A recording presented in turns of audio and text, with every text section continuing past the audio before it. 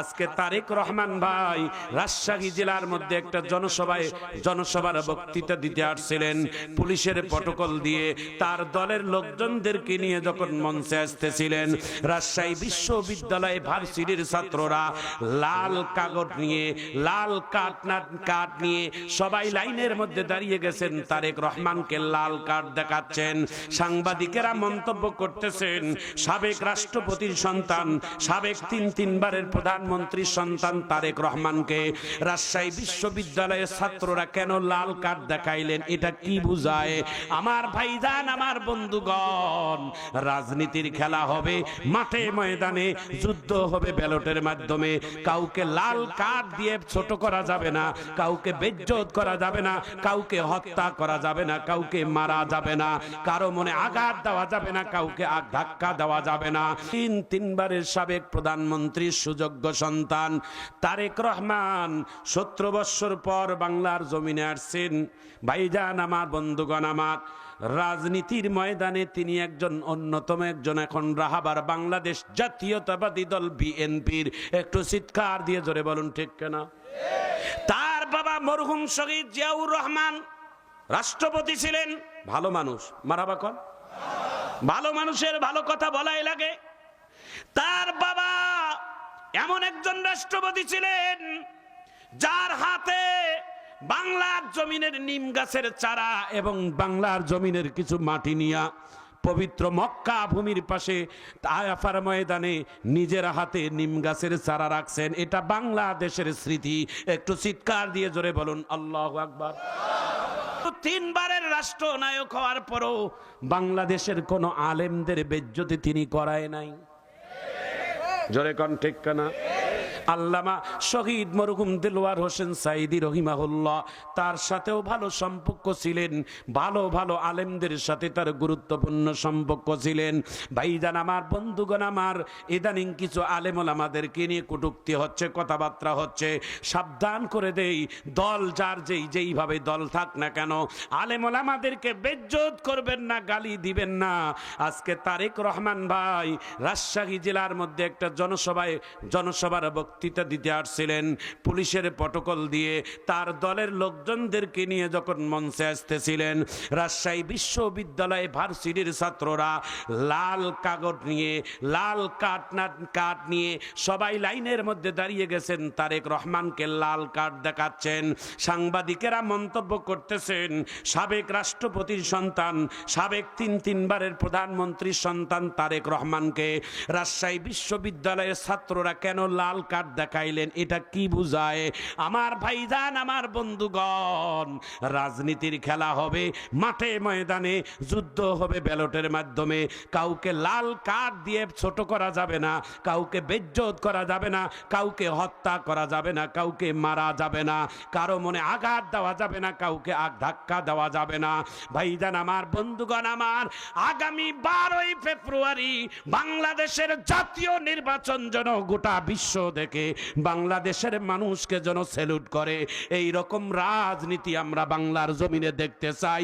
কারা কারা একমত হাত তুলে একটু আল্লাহু আকবার বলে দেখান। হাত তুলে আল্লাহু আকবার বলেন, জোরে হাত তুলে আল্লাহু আকবার বলেন।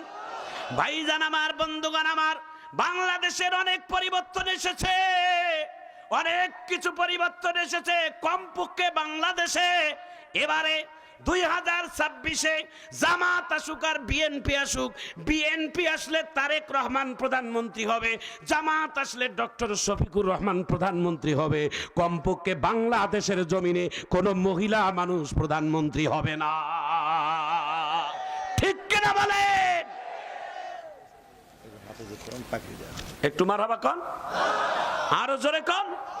আল্লাহ গজব থেকে আমাদের দেশকে হেফাজত করুন।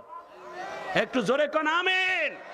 ভাইজান, আমার বন্ধুগণ, আমার শেষ কথাটা বলে দেয়, মারামারি করবেন না, গালিগালাজ করবেন না, মানুষকে ঠেলাঠেলি করবেন না, বিশ্বের মানুষের কাছে আপনার দেশকে ছোট করাবেন না।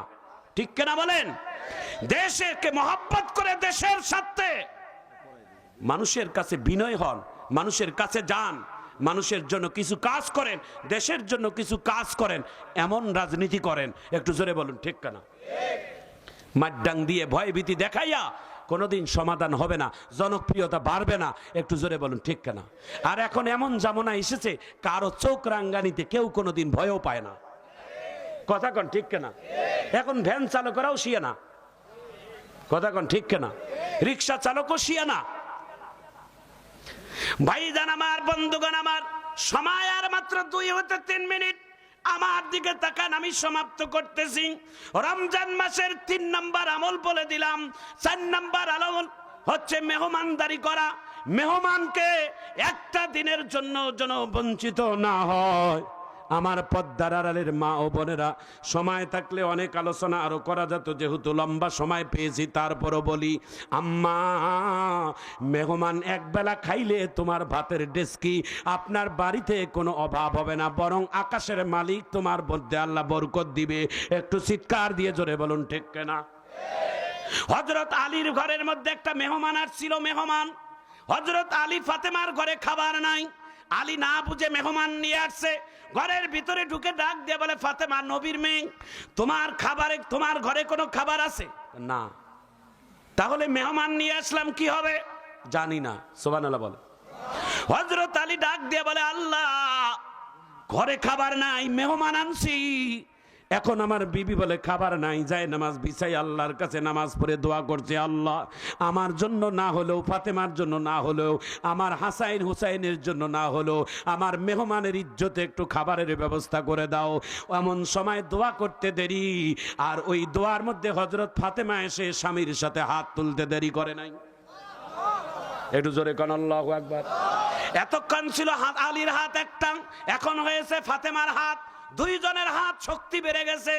যখন ফাতেমা বলছে আমিন, সঙ্গে সঙ্গে ইমাম হাসাইন হুসাইন ঘরের একটা কোণ থেকে 2 ভাই এসে মা বাবার সাথে হাত তুলছে। বলেন তো সবাই, এখন 4 জনের হাত যখন আল্লাহর কাছে দোয়া করছে, গোটা পৃথিবীর একদিকে দোয়া, আলী ফাতেমার দোয়া আর ইমাম হাসাইন হুসাইনের দোয়া, এটা দামি দোয়া।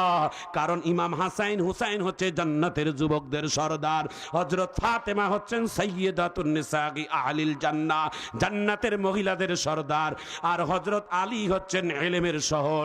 এমন 4 জন সাহাবী যখন হাত তুলছে, আল্লাহ আর দেরি করে নাই, জান্নাত থেকে একটা খাবারের প্যাকেট করে জিবরাইলের মারফতে, ফেরেশতার মারফতে, মানুষ রূপে জিবরাইল আল্লাহর ওই পয়গম্বরের জামাই হযরত আলীর বাড়ির দরজার মধ্যে খাবার পৌঁছাই দিয়েছে। একটু জোরে বলেন, আরো জোরে বলেন। খাবারের টোপলা যখন পাইছে, হযরত আলী খাবারের টোপলা নিয়ে মেহমানের জন্য যায়। তো ইমাম হাসাইন হুসাইন আব্বার সামনে